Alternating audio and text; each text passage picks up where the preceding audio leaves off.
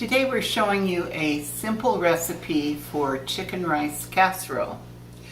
The recipe calls for a cream of celery soup, which is sometimes hard to find. So if you don't have cream of celery soup, we recommend using cream of chicken soup. I like to keep on hand for flavoring commercially dried celery. This is what it looks like. It's kind of big and firm. So I have little grinders, one for sweet things and one for savory. In savory, I put pepper.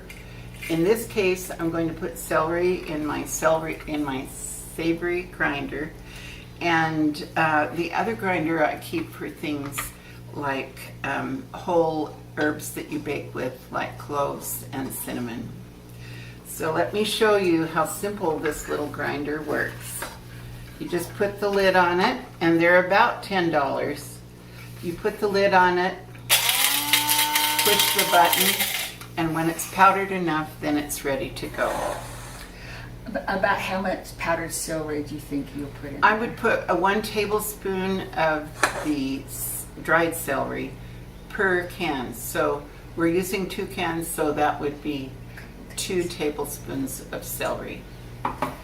So let's start with putting, the powdered celery is already in here. Let me show you how powdery it gets when it's through that little grinder. So I'm going to put in the 2 cans of cream of chicken soup mix. And you could make a white sauce instead. It would be perfectly all right to make a white sauce and add a little bit of chicken bouillon. And actually just a white sauce would work because we're already going to add chicken broth. So whether you make it or not, the idea is this is a simple recipe.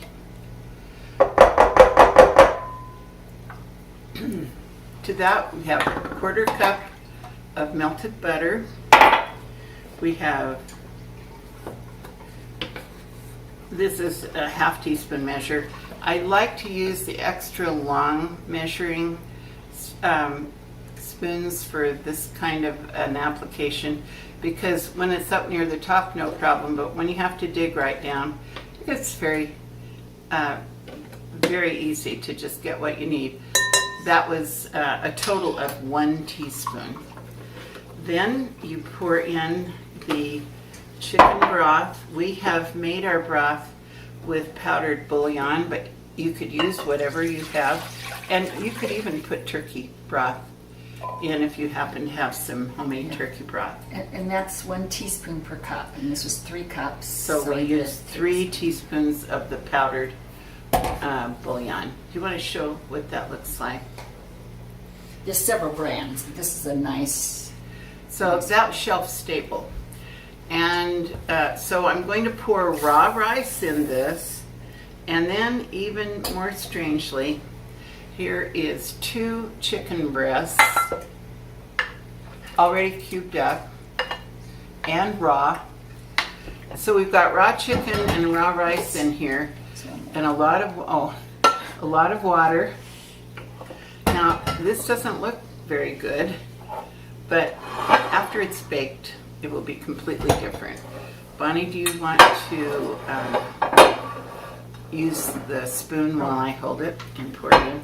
You're on that side, right? Yeah.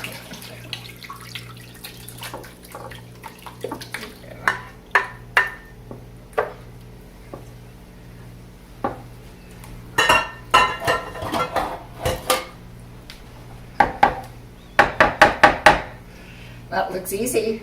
Then finally, the last ingredient is, this takes longer to talk about than to actually do. It is very speedy. And then you put aluminum foil on the top of this. The oven is preheated to 350 degrees, and in 70 minutes you take it out and put cheese on it and put it back in without the foil, and melt that cheese for 10 more minutes. When we're all through with the baking, we'll be back. Our quick to prepare chicken casserole is now out of the oven. Its cheese was put on 10 minutes before we served, and so the cheese is all melty. I didn't measure the cheese, so it may be a little heavier on the cheese than the recipe intends. Follow the recipe. So this was raw chicken, sauces including soup mix, and our quick celery soup addition.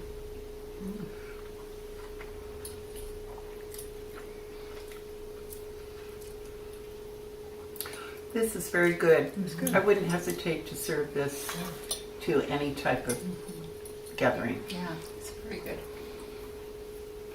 Delicious.